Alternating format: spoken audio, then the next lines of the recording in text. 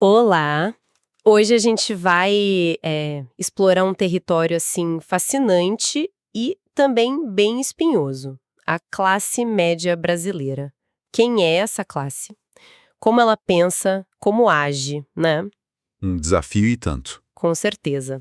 E a nossa bússola para essa jornada são alguns trechos do livro A Classe Média no Espelho, do sociólogo G.C. Souza. Olha, a obra provoca a gente a olhar além da conta bancária, sabe? E a desconfiar um pouco das histórias que essa classe e talvez a sociedade toda conta sobre si mesma. É uma provocação forte mesmo. E o ponto de partida do Souza é direto. Ele diz que a classe média no Brasil, assim, se conhece muito mal. Vive meio que embalada por mitos, sabe? Tipo aquela ideia da nova classe média. Ah, sim, esse termo foi muito falado. Poder. Ele até usa uma parábola antiga da verdade nua que ninguém quer ver, preferindo a mentira bem vestida, para dizer que a gente, no fundo, talvez prefira umas ilusões mais confortáveis, né? Pois é. E a proposta dele, do autor, é que para a gente entender de verdade a classe média, não adianta só olhar a superfície. Tem que cavar mais fundo. Cavar como? O que ele sugere olhar? Investigar os valores, como as pessoas são criadas, socializadas, a trajetória histórica disso tudo. E, o que é crucial para ele, as ideias e as hierarquias morais, aquelas coisas que a gente nem sempre percebe, sabe? Meio invisíveis, mas que guiam o comportamento. Entendi. Ele até avisa no livro, né? Que precisa ter uma certa coragem para encarar algumas verdades que podem ser incômodas. Mas ele garante que a reflexão mexe com a gente, não deixa ninguém indiferente. Bom, então a nossa missão aqui é justamente essa. Tentar desvendar um pouco essas ideias. Vamos investigar como Souza define essa classe média para além da grana, né?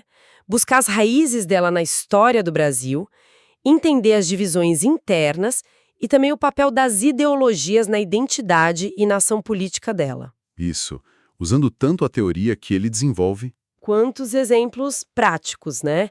Aquelas trajetórias de vida que ele descreve no livro que são bem marcantes. Ok, então, vamos lá. Por onde a gente começa para entender a alma dessa classe média, segundo Souza? Olha, ele começa buscando as fontes morais, assim. As ideias centrais que formam o indivíduo moderno no Ocidente. E que, claro, vão influenciar diretamente a classe média. Ele destaca duas principais. Ele dialoga muito com um filósofo chamado Charles Taylor. Certo. Quais seriam essas fontes? A primeira é o que ele chama de dignidade do trabalho útil. Essa ideia que tem uma raiz lá na ética protestante, mas que se espalhou para todo lado, né? Ela valoriza muito o trabalho que produz algo, a disciplina, o autocontrole, a ideia de que o seu valor como pessoa está ligado a essa capacidade de produzir e de se controlar. Faz sentido. E a segunda? A segunda fonte é o que ele chama de expressivismo ou ética da autenticidade. Aqui o foco muda um pouco. O importante passa a ser a singularidade, ser único, ter sensibilidade, conseguir expressar quem você realmente é por dentro, sabe? Buscar um sentido mais profundo para a vida. E como isso afeta o dia a dia? Isso muda tudo. A visão sobre família, sobre relacionamentos, até sobre o trabalho, que não deve ser só aquela obrigação, mas também uma fonte de prazer, de realização pessoal. Tem que ter um propósito, né? E interessante é que ele mostra como essas ideias não ficam só lá, na teoria, na filosofia, certo? Elas descem para o mundo real. Exatamente. Elas viram guias práticos para o dia a dia. A família, a escola, o trabalho. Todas essas instituições acabam, de um jeito ou de outro, reforçando esses valores. Premiando quem se encaixa, né? E meio que punindo quem destoa. Aquela ideia antiga, platônica quase, de controlar as paixões. Isso, o platonismo prático, como ele chama. E essa busca por ser autêntico. Tudo isso vira régua. Régua pra gente medir os outros e pra medir a nós mesmos, né? Perfeito. E é bem aí que entra uma crítica muito importante que o Souza faz. Ele critica o que ele chama de culturalismo conservador. Culturalismo conservador. O que seria isso? Ele argumenta que essa visão pega essas influências todas, que são históricas, sociais, super complexas, e transforma em caricatura, em estereótipo. Por exemplo, aquele mito de que o americano é honesto porque é protestante, e o brasileiro é corrupto e emotivo porque é católico ou ibérico. Sei, essa ideia circula bastante. Pois é. Souza diz que isso é uma simplificação muito perigosa. Perigosa por quê? Qual o problema dessa simplificação na prática? Segundo Souza, esses mitos acabam servindo para justificar desigualdades, para legitimar interesses econômicos que estão por trás. Em vez da gente analisar as estruturas sociais, econômicas que levam a certos comportamentos, a culpa vai para uma suposta cultura ou essência do povo. Ah, entendi. Desvia o foco, né? Exato. Desvia o foco das causas reais dos problemas e, de quebra, legitima quem está no poder, geralmente a elite econômica, que se vende como mais racional, mais moderna, em contraste com essa suposta cultura atrasada do povo. Faz sentido. E como isso tudo se amarra com a formação específica do Brasil? Porque ele bate muito na tecla de que a nossa história tem um peso gigantesco nisso tudo. Sim, total. Aqui a análise dele mergulha fundo na nossa singularidade. Ele se baseia muito em estudos importantes como os da Maria Silvia de Carvalho Franco, para mostrar que a nossa sociedade nasceu, cresceu sob a marca do latifúndio escravocrata. E isso cria uma dinâmica diferente, né? Muito diferente de outros lugares, como ele compara com os Estados Unidos. Aqui o que predominou foi o poder quase absoluto, o arbítrio, a violência mesmo, do grande proprietário de terras e de escravos, sem muitos freios, sem muitas contrapressões sociais. É crucial na análise dele. Como é que essa gente, sem terra, sem poder econômico, encontrava algum lugar, alguma dignidade nesse mundo? Souza argumenta que era pela distinção, pela diferença em relação ao escravizado. Como assim, pela distinção? Criou-se, segundo ele, uma espécie de pacto silencioso, não dito. Todas as classes que não eram escravas se uniam na desumanização do escravo. Ser gente, ser humano, era basicamente ser não escravo. E essa união na desumanização garantia a lealdade desses setores intermediários à elite. Mantinha a ordem social, né? Que coisa forte isso. Muito. E essa dinâmica, para o Souza, é a verdadeira herança maldita do Brasil. Mais profunda, mais definidora do que qualquer suposto legado cultural português, por exemplo. A abolição, lá em 1888, acabou com a escravidão na lei, né? Mas não desmontou essa estrutura social e principalmente mental. E o que aconteceu com os ex-escravos e seus descendentes? Eles formaram o que o Souza chama de ralé brasileira. Uma massa enorme de pessoas marginalizadas, sem acesso a bens materiais, claro, mas também, e isso para ele é fundamental, desprovidas do que ele chama de capital cultural. Capital cultural. O que seria isso exatamente nesse contexto? Seria todo aquele conjunto de hábitos, de conhecimentos, de habilidades que são valorizados pela sociedade capitalista e que são meio que necessários para competir nela, né? Disciplina, capacidade de planejar o futuro, autocontrole, saber se portar em ambientes formais, ter acesso a certos códigos. Coisas que geralmente se aprende em casa, na família, numa escola de mais qualidade. Exatamente. E a ralé, como herdeira direta da desumanização da escravidão, já parte com uma desvantagem imensa nesse aspecto. E a herança disso hoje, segundo Souza, é o desprezo, a naturalização da miséria, aquela visão que parte da sociedade tem das classes populares como inferiores, quase como sub-humanas, sabe? Pesado. E a classe média, então, surge nesse cenário? Nesse abismo social que você descreveu? Exatamente aí. A classe média brasileira, historicamente, ela se forma nesse vácuo, nesse fosso gigantesco entre a elite dona das propriedades e essa massa marginalizada. Como o acesso à terra e aos grandes negócios sempre foi muito concentrado aqui, o conhecimento, seja ele técnico, burocrático e intelectual, acaba virando o capital alternativo, a moeda de troca para esses grupos intermediários tentarem subir na vida. E quando isso começa a ficar mais nítido? Isso começa a ficar mais claro ali pelo século XIX, com a vinda da corte para o Rio, a urbanização começando a engatinhar, o surgimento de novas profissões ligadas ao Estado que estava se formando e também ao mercado, que ainda era bem pequeno. Entendi. Avançando um pouco mais no tempo, chegamos ao século XX, começa a industrialização. Como é que isso reconfigura o jogo? Bom, a industrialização, que foi mais forte em São Paulo no começo e teve muita mão de obra imigrante, ela ajuda a definir melhor as classes como a gente entende hoje, né? Surge uma burguesia industrial, muitas vezes vinda da imigração, politicamente ainda meio fraca. Surge o operariado urbano, também com forte presença imigrante, e a classe média fica mais diversa, com gente vinda de vários lugares. Mas a elite antiga ainda mandava? Ah, sim.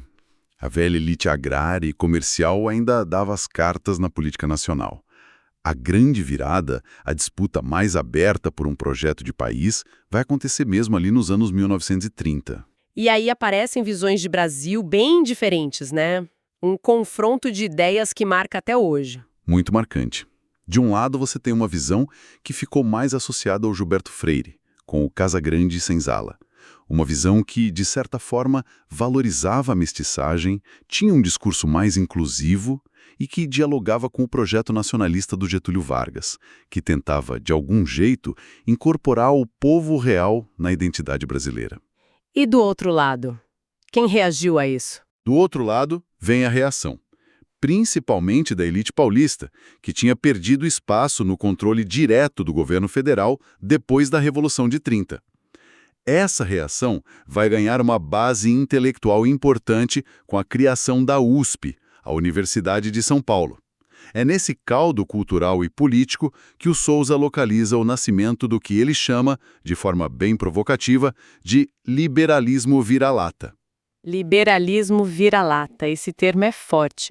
Explica melhor pra gente. O que ele quer dizer com vira-lata nesse contexto? Ele usa vira-lata como metáfora, né? Pegando emprestado aquele complexo de inferioridade que o Nelson Rodrigues descreveu lá no futebol. Seria um tipo de pensamento que se vê como inferior ao modelo estrangeiro, europeu, americano, e que acaba internalizando uma visão muito negativa do próprio Brasil e do brasileiro.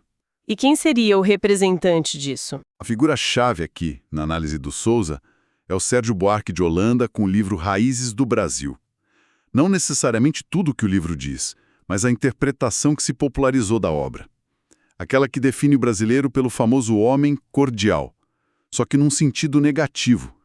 Emotivo demais, personalista, incapaz de seguir regras impessoais, avesso ao trabalho duro, à racionalidade. Tudo isso em contraste com um ideal supermitificado do gringo, né? O gringo seria o oposto de tudo isso. Entendi. E qual o problema dessa visão na análise do Souza? Ele parece ser bem crítico a respeito. A crítica dele é demolidora. Ele argumenta que essa visão, na prática, faz várias coisas problemáticas. Primeiro, ela recicla o racismo. Pega aquela velha oposição do pensamento ocidental entre espírito, que seria a razão, o controle associado ao homem branco, europeu, e corpo, que seria a emoção, o instinto, associado ao outro, ao não branco. E dá uma roupagem nova, meio científica, de análise cultural. Mas a base é essa oposição hierárquica. Entendi. E o que mais? Segundo, ela culpa a vítima. Joga toda a culpa do nosso atraso, da corrupção, na cultura do povo brasileiro. É muito conveniente porque ignora completamente as estruturas de poder, as desigualdades e até a corrupção que acontece no próprio mercado, né? A corrupção vira um problema exclusivo do Estado, da política. Faz sentido. Isso serve para quê, então? Bom, terceiro ponto. Serve para legitimar a elite econômica. Ela se apresenta como a parte naturalmente mais virtuosa, mais racional, mais moderna do país, a única capaz de realmente comandar as coisas direito. Quarto, justifica a desigualdade. Se o problema é cultural e não estrutural, então a desigualdade e até o desprezo pela ralé, que seria a encarnação dessa cultura negativa, se tornam meio que aceitáveis ou inevitáveis. E o quinto ponto, qual o papel da classe média nisso? O quinto ponto é justamente alinhar a classe média. Mantê-la refém de um moralismo muito seletivo, aquela indignação que só aparece com a corrupção na política, mas nunca com a exploração econômica, por exemplo, e alinhada aos interesses da elite, muito pelo medo de ser confundida com esse povo atrasado, com a ralé. Ou seja, uma ideologia que funciona muito bem para manter as coisas como estão, né? Para manter a estrutura. E ele acha que essa linha de pensamento continuou depois. Influenciou outros intelectuais, outros políticos. Sim, ele vê essa tradição continuando, aponta figuras como Raimundo Faoro e principalmente Fernando Henrique Cardoso como herdeiros disso. Para o Souza, o FHC, lá nos anos 90, foi quem conseguiu colocar esse projeto em prática de forma mais efetiva. Ele teria adaptado a velha lógica da República Velha, o Estado servindo aos interesses da elite, para a nova era do capitalismo financeiro global. Falando em classe média, a gente sabe que ela não é um bloco único, né? Tem muita diferença ali dentro. O Souza faz essas distinções? Faz, e são bem importantes para a análise dele. Ele diferencia basicamente o que chama de alta classe média e a massa da classe média. Quem seria a alta classe média? Pensa nos profissionais liberais de maior prestígio, médicos, renomados, advogados de grandes escritórios, altos executivos de empresas, juízes, procuradores, altos funcionários públicos. Esse grupo tende a se identificar mais com a elite econômica, adota aquele liberalismo vira-lata que a gente falou, tem padrões de consumo muito voltados para o exterior, o que na prática os torna meio anti-industrialistas, porque preferem o importado, e muitos deles participam dos ganhos do sistema financeiro, do rentismo. Atuam quase como gestores e legitimadores dos interesses da elite proprietária. Entendi. E a massa da classe média? Quem faz parte? Aí é um grupo bem mais amplo e diverso. Pequenos empresários, professores, servidores públicos de nível médio, técnicos especializados, muitos profissionais liberais que não estão no topo. Essa massa vive uma situação mais tensa, mais ambígua. Ambígua como? Porque ela pode tanto apoiar projetos de desenvolvimento, de Estado mais forte, que prometem chance de ascensão, mais emprego, mais consumo, quanto pode se voltar contra as classes populares. O medo de cair, de ser rebaixada socialmente para a condição da ralé, é um medo muito forte no Brasil, justamente por causa daquela herança da escravidão que a gente discutiu. Então essa massa é um campo de disputa. Exatamente, ela vira o grande alvo da disputa ideológica. É o fiel da balança em muitos momentos da nossa história política. Para que lado ela vai pender? Depende de muitos fatores. E como a chegada do capitalismo financeiro global, ali a partir dos anos 80, mais ou menos, impacta esse cenário todo? Olha, o Souza argumenta que essa nova fase do capitalismo foi extremamente inteligente na sua forma de operar. Ela meio que pegou a linguagem da crítica dos anos 60, autonomia, criatividade e autenticidade, e virou do avesso. Usou essa linguagem para intensificar a exploração. Como assim?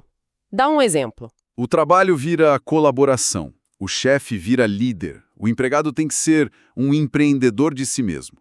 A criatividade e a autenticidade, que antes podiam ser vistas como formas de contestar o sistema, agora são exigidas pela empresa para gerar mais lucro. A vida pessoal é invadida pelo trabalho, não tem mais separação direita. E a financeirização. O que é exatamente essa financeirização? Basicamente, é o domínio crescente dos bancos, do mercado financeiro, sobre a economia real, sobre a produção de coisas, de serviços. Isso cria um mecanismo muito poderoso de transferência de riqueza. Transferência de riqueza. De quem para quem? Através de coisas como juros altíssimos, endividamento público e privado que não para de crescer, especulação financeira. O dinheiro acaba fluindo da maioria que trabalha e produz para uma minoria que vive de renda financeira, os rentistas. É um fluxo constante. E politicamente, o que essa era traz? Politicamente, o Souza diz que essa era também foi muito eficaz em separar as lutas. De um lado, ficou a luta mais tradicional por distribuição de renda, sindicatos, trabalhadores. Do outro, a luta por reconhecimento movimentos identitários de minorias. Segundo ele, essa separação acabou enfraquecendo os dois lados e facilitou o ataque ao estado de bem-estar social, às políticas públicas. E no Brasil, quem teria implementado isso? Ele argumenta que foi o governo FHC que implementou essa agenda aqui, combinando liberalismo forte na economia com um discurso de direitos humanos, de reconhecimento de minorias, mas que, na visão dele, ficou mais no discurso sem mudar as estruturas econômicas que geram a desigualdade. Para a gente não ficar só na teoria, que é bem densa, o Souza usa muitas histórias de vida no livro, né? Acho que olhar para alguns desses exemplos pode ajudar a gente a tornar tudo isso mais concreto, mais palpável. Sim, ele faz isso muito bem. Ele cria uns perfis que são baseados em entrevistas reais, mas que funcionam como tipos ideais, sabe? Para mostrar como todas essas forças que a gente está discutindo atuam em pessoas de carne e osso no dia a dia delas. Podemos ver alguns contrastes bem interessantes aí. Ótimo. Vamos lá. Quais seriam alguns exemplos mais chave para a gente entender esses mecanismos? Bom, Podemos pensar num contraste forte entre quem está lá no topo da pirâmide e quem veio lá de baixo, ou está na base tentando subir. De um lado, ele descreve o Sérgio, que é CEO de um grande banco. Certo. O que ele revela? Olha, o Sérgio descreve com uma franqueza que chega a ser chocante como o poder financeiro opera. Como ele diz que compra um mundo. Políticos, juízes, a mídia. Ele chega a dizer, a imprensa é nossa. Fala abertamente de como se manipula o Banco Central, como se usa presentes, favores, jantares, para criar relações de confiança que beneficiam os bancos. É a elite financeira falando sem filtro nenhum. Uau! E o contraponto a isso? Quem estaria do outro lado? Do outro lado desse espectro, a gente pode pegar a história da Lídia. Ela é uma engenheira negra que veio da ralé, como o Souza define. A vida dela é descrita como uma batalha constante contra o racismo que vem de fora, claro, mas também contra aquele racismo que a gente internaliza, sabe? Sim, entendo. O estudo para ela não foi opção, foi a única arma para sobreviver e tentar ascender. E a consciência política dela não veio de ler livros de teoria, veio da experiência dura da vida, do preconceito sentido na pele e do contato com grupos de esquerda na universidade. Ela tem uma identificação fortíssima com o Lula, por exemplo, não por causa de um programa específico, mas por vê-lo como um símbolo dos oprimidos, alguém que veio de onde ela veio e chegou lá. Ela chega a dizer, Lula sou eu. Nossa, o abismo entre a visão de mundo do Sérgio e da Lídia é brutal, reflete bem as estruturas que ele descreve, né? Exatamente. É gigantesco. Mostra os dois extremos dessa estrutura social. E no meio? Naquela massa da classe média onde a gente falou que a disputa ideológica é mais forte. Que exemplos ele traz? Aí a gente pode comparar dois perfis bem diferentes também. Pega o Bianchi, que é gerente de uma loja grande. Ele é o retrato perfeito do gestor que comprou totalmente a ideologia do novo capitalismo. Como assim? Ele chama os funcionários de colaboradores, repete o discurso da meritocracia o tempo todo, quem quer consegue, e pratica aquele moralismo seletivo que a gente falou. Apoiou o Alckmin, depois celebrou a prisão do Lula. Ele reproduz um monte de preconceitos contra a funcionária dele que veio de origem popular, a Lúcia. Ele personifica essa adesão de parte da classe média à ideologia dominante, meio que sem questionar. Mas nem todo mundo nessa massa segue esse caminho, né? Não mesmo. Olha o caso da Mirtes. Ela é uma professora aposentada, participou daquelas manifestações contra o PT ali entre 2013 e 2016. Ela conta que foi movida por um sentimento moralista forte, de combate à corrupção. Normal, né? Sim, muita gente foi por isso. Só que depois ela começou a ver as consequências concretas do que aconteceu. Por exemplo, o filho dela era pesquisador e ela viu os cortes de verba na ciência, na educação, e aí ela se arrepende. Ela se vê como uma viúva do golpe, como ela mesma diz. Passa a reconhecer pontos positivos nos governos anteriores do PT e rejeita o bolsonarismo. Interessante. Ela mostra uma capacidade de aprender com a experiência, né? Exatamente. A Mirtes representa essa possibilidade de aprendizado, de desenvolver um olhar mais crítico a partir da própria vida, da própria experiência, de perceber que talvez tenha sido manipulada por um certo discurso. E tem aquele publicitário jovem, o Ronaldo. Onde ele se encaixa nessa história toda? O Ronaldo é um exemplo ótimo de como a autenticidade foi cooptada pela indústria criativa, né? Ele é da massa da classe média, trabalha num ambiente super moderno que exige criatividade o tempo todo. Mas a vida pessoal e profissional dele se misturam completamente. Não tem mais fronteira. Tudo sobre a ideologia da empresa que se vende como uma grande família. E a visão política dele? Ele até tem uma compaixão pessoal pelo office boy da empresa, o Jobson. Tenta ajudar o garoto individualmente. Mas ele não tem uma visão crítica da estrutura de desigualdade que separa os dois de forma tão brutal. O voto dele na Marina Silva, muito focado em temas como diversidade e meio ambiente, reflete bem essa visão mais individualizada, menos estrutural da política. O que, segundo Souza, é bem típico dessa nova fase do capitalismo financeiro, que consegue fragmentar as lutas sociais. Nossa, fica muito claro mesmo como essas histórias dão vida às ideias do livro. A classe média definitivamente não é uma coisa só. É um campo de batalha cheio de contradições. Exatamente essa a imagem. A análise do Souza mostra essa fratura interna. A alta classe média, na maior parte das vezes, está lá, atuando como porta-voz e gestora dos interesses da elite econômica. Já a massa da classe média é esse espaço de disputa constante. Puxada para onde? Puxada para lados diferentes, dependendo de um monte de coisa, da trajetória da pessoa. Ela está subindo na vida ou está com medo de descer, do medo de perder o status social, aquele fantasma da ralé que está sempre ali assombrando. E, claro, das narrativas que ela consegue absorver ou criticar. O moralismo seletivo, o antipetismo forte, em alguns casos até o fascismo. Mas também tem espaço para crítica, né? Sim, como a gente viu nos casos da Mirtes e da Lídia, sempre existe a possibilidade da consciência crítica surgir. Muitas vezes ela emerge da própria experiência vivida, da realidade batendo na porta. Resumindo tudo, então, qual o retrato final que o Souza nos entrega? Olha, resumindo bem, ele nos entrega um retrato complexo e, sim, muitas vezes bem desconfortável da classe média brasileira. Uma classe fraturada, cheia de contradições internas.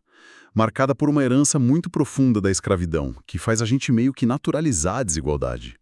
E fortemente influenciada por ideologias como aquele tal liberalismo vira-lata, que ele argumenta que no fundo servem aos interesses dos de cima. E o capitalismo financeiro ainda complica mais? Complica, porque ele adiciona novas camadas. Ele usa a própria linguagem da liberdade, da autonomia, da criatividade, para amarrar ainda mais as pessoas, para intensificar o controle e a exploração de um jeito mais sutil, talvez. E o Souza faz questão de apontar uma coisa importante. Existe uma corrupção real, sistêmica, enorme no sistema financeiro, que muitas vezes fica completamente invisível, enquanto todos os holofotes ficam só na corrupção da política. Uau! Definitivamente não é uma leitura para deixar a gente confortável com as nossas certezas prévias, mas fica muito claro que entender essa classe média com todas essas camadas e contradições é essencial para a gente entender as dinâmicas do Brasil de hoje, né? Sem dúvida. O livro realmente nos força a questionar as narrativas que a gente ouve por aí, que circulam na mídia, nas redes, e até aquelas que nós mesmos acabamos reproduzindo, às vezes sem nem perceber. Exato. É um convite à autoanálise também. Pois é. E isso tudo nos deixa com uma provocação final, acho, para quem está nos acompanhando refletir um pouco depois, considerando esse espelho complexo e às vezes bem incômodo que o Souza nos apresenta, mostrando como essas ideias sobre mérito, sobre sucesso e fracasso, sobre corrupção, sobre identidade nacional, como tudo isso é frequentemente construído para servir a certos interesses, né? E para esconder estruturas mais profundas, muitas vezes ligadas à nossa história. A pergunta que fica é: como é que a gente pode, individualmente, cada um de nós, desenvolver um olhar mais crítico sobre tudo isso? Como navegar nesse fluxo maluco de informações e discursos para tentar formar um entendimento um pouco mais autônomo sobre o Brasil, sobre o nosso próprio lugar aqui dentro? Um entendimento que vá além daquelas ilusões que, sim, podem ser convenientes, mas que talvez nos impeçam de ver a realidade com um pouco mais de clareza. Uma ótima pergunta para a gente levar para casa. Fica aí a reflexão e com ela terminamos aqui a nossa análise de hoje.